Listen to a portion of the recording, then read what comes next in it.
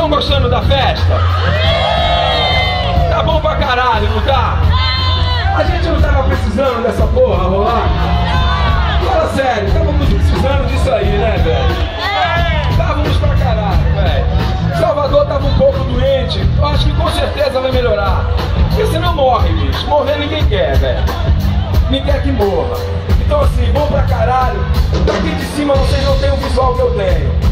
Mas só essa parada de skin, de piriguetinha R$5. Velho, isso é genial, isso é fantástico. Essa é a igreja, sacou? Vocês compondo essa parada aqui, isso é fantástico, velho. Parabéns pra vocês por terem vindo. Eu agradeço imensamente assim do meu coração, velho.